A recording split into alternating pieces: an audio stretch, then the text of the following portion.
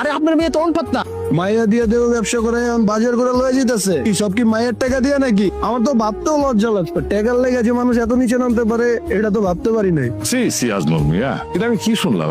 তোমার মাইয়া বিয়ের সাথে সাথে গর্ভবতী হয়ে গেছে। তুমি যে ঘটনা ঘটাইছো, তুমি তার কোনো বাপ এমন কিছু করছে বলে আমার জানা নাই। তোমার এই গ্রামের বাড়ি ঘর সবকিছু ছেড়ে চলে যেতে হবে, আর নয়তো গ্রামবাসী যেটা বলছে সেটা। আপনারা কোথাও যাবেন না। তুমি কি? আমি রাজু, দক্ষিণ পাড়ার মোল্লা পরিবারের সন্তান। তুমি আমাকে যাইতে বাধা দিতেছো কেন বাপ? কারণ আমি সুমাইয়াকে ভালোবাসি। সুমাইয়ার গর্ভে যদি সন্তানও থাকে তাহলে ওকে আমি বিয়ে করবো, আমার কোনো আপত্তি নেই। মেয়ে তো তোমার অনেক বড় হয়ে গেছে দেখি। এবারে এইচএসসি পরীক্ষা দিব, দোয়া করেন। হ্যাঁ হ্যাঁ, অবশ্যই। তোমার বাসার সামনে আসি। তুই কি পাগল? এত রাতে তুমি আমার কাছে আসবে? একবার ধরা খাইলে সুরের মতো বাইন্দা পিটাই পতো না।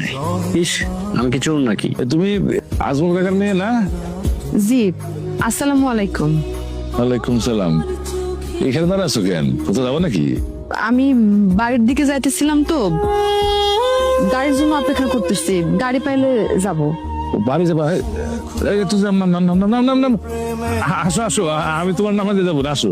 না না, আমি গাড়ি পাইলে চলে যাবো, অসুবিধা নেই, একলা যাইতে পারবো। আরে সংকোচ করা কি আছে? আমি তোমাদের বাড়ির দিকে যেতেছি, তোমাকে নামাই দিয়া আজমল কাকার সাথে দেখা করে তারপর আমি যাবো। আসো আসো। অবস্থাও একটা জিনিস, এই বয়সে যা খেলা দেখাইলো না। আর বললেন না, মানে এইগুলা যে এত বাড়া বাড়ছে, তবে একটু আমার জন্য দোয়া করলেন আর কি, যাতে আমি আপনাদের এই চুরি চামারটা বন্ধ করতে। চেয়ারম্যান চাইলো আর তুমি তার সাথে চলে গেলা? আমি কি ইচ্ছা করে গেছি? হ্যাঁ, তুমি ইচ্ছা করে গেছো।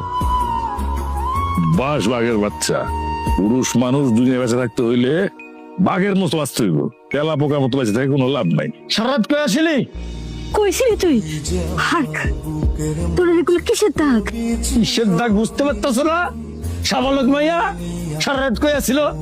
সারাত সি সি সি সি সি রে, আমার মান সম্মান সব ধুলায় মিশাই দিয়েছে।